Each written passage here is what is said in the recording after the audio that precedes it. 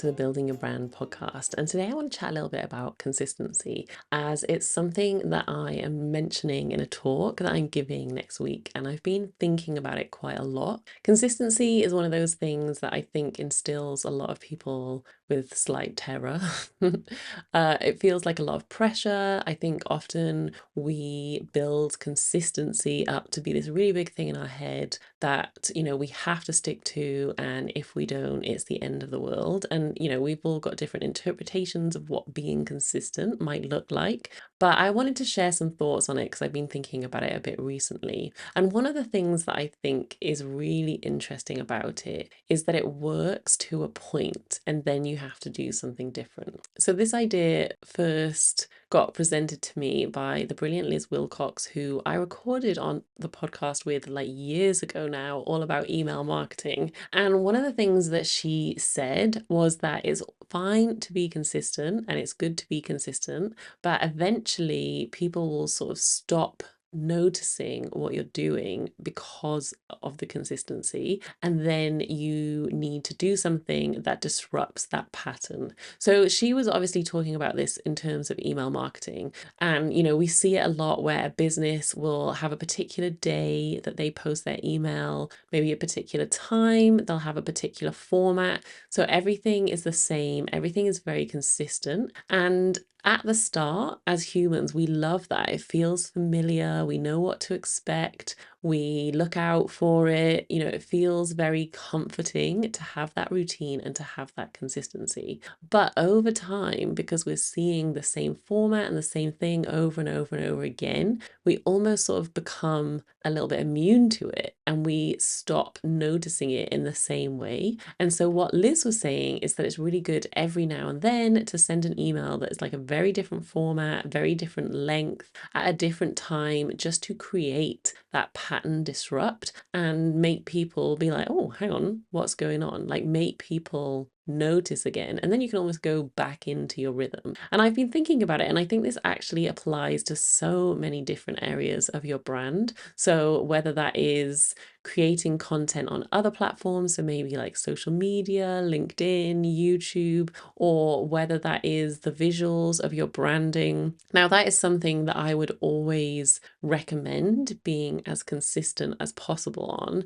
because you want people to be able to recognize it, you want to build that trust. But I do think that every now and then you can throw something new in, you can add a little element, you can do something that's a little bit different that might surprise people, and they'll be a bit like, oh, okay, this is a bit different, and that will be really memorable to them and it'll stand out because it is out of what they are used to seeing when it comes to your brand. I think the other thing that I would want to say about consistency is that I think you get to determine to a degree like what consistent is. So we often talk about consistency in terms of like content, for example, and you could send an email once a month and that would be consistent. You could even do an Instagram post once a month and that would be consistent. And I do know content creators where, because their videos are sort of so involved and such high production,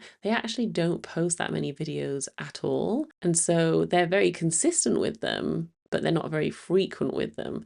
Now, I wouldn't necessarily recommend that this is the best strategy for most businesses. Like, I don't think posting one email a month is enough, if I'm really honest. I don't think posting one video on Instagram is enough unless, like I said, you are going all out on, like high production value. And every single post is going to be like absolute gold. So I don't think, that's necessarily what I would recommend, but what it does mean is that you can come up with a sort of level of consistency that is realistic for you and your business, and that might be like one post on each platform a week instead of 7 posts on Instagram a week. And I think we have to be really honest with ourselves about what is realistic. I think the other way to be really consistent with something is to have processes and systems in place that help you and support you in doing that.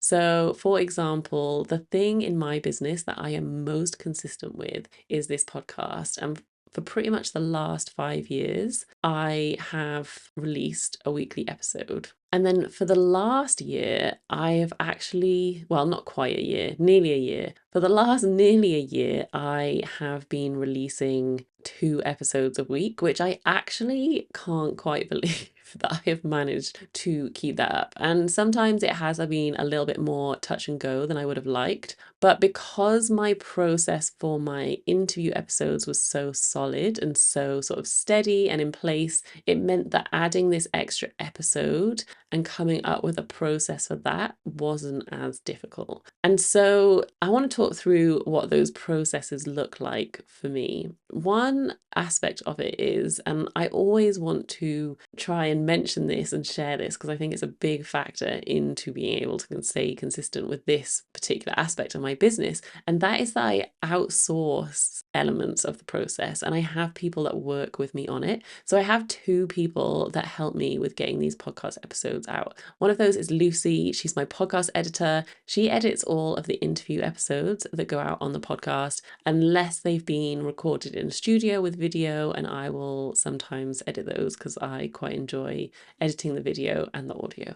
The other person that helps me is my friend Lois, and she works with me on retainer and she edits teasers, she does like show notes, she gets the artwork ready. So she does a lot of the really sort of like practical stuff of getting the episode out there. So I will record my solo episodes and typically I'll edit them, though sometimes she will as well. And then we have this sort of like to-do list, or she has a to-do list of things that need to get done to get the episode out. So because of that support and because of the processes, I am able to be really consistent. Another thing that I have found is that I work much better if I have like a really hard deadline. And so with my interview episodes, for example, I have to get all of the audio files, like the adverts, everything to do with the episode to Lucy by a particular date so that she can edit it in time for it to go out. So for those episodes, there's kind of like a strict sort of cycle that we go through. It needs to be done, like with enough time for me to listen back to the edit and check that I'm happy with everything. There needs to be enough time for her to make any amends if there are any that need to be made. And so actually having that deadline massively helps me, and it makes me get stuff done in time. Because there is not the same sort of deadline with the solo episodes, at the moment it's still slightly more chaotic, but I still need to get things to Lois ready for her to get the episode ready. So there is still a deadline, it's just not as tight. But consistency, I think, has been one of the reasons that the podcast has grown the way it has attracted the sort of guests that it has afforded me so many different opportunities. And I'm actually talking at Atomicon next week all about that and about sort of what the podcast has done for my business and how it's made me money. So if you are going, then please come along and watch my session. But the other thing that I sort of wanted to flag is that I also do the pattern disrupt kind of thing with the podcast as well. And I'd like to give myself a break over the summer because it is a lot of work to keep the podcast going. And so I tend to do something different that's a bit lower lift in the summer. I don't stop episodes completely. But like one year I did little 5-minute snippets from old episodes to direct people back to them. One summer I did just solo episodes and I tried to do, I think I pretty much failed at this, but the goal was to have quite a lot of them done and scheduled ahead of time.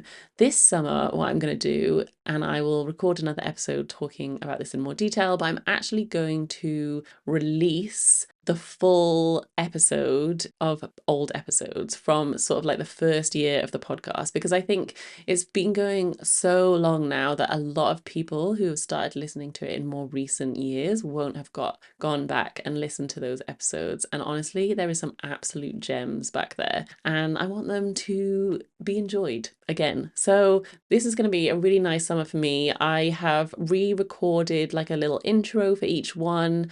So the intro will be slightly different, but the rest of the episode will be the same. And so you get to enjoy some of those previous episodes, and then I will be releasing new episodes again in September. So yeah, just some thoughts and musings on consistency, on pattern disruption. I think it can be really fun to very intentionally intentionally and strategically think about how you're going to disrupt those patterns once the consistency is built in place, and get creative with it as well. And it just gives you an opportunity to try something different. So I would love to hear from you. Have you ever tried this sort of pattern disrupting idea? Tell me how you get on with consistency. Is it something that fills you with dread, or is it something that has really helped your business? Come find me on Instagram, where I'm at Liz M. Mosley, or at Building Your Brand Podcast.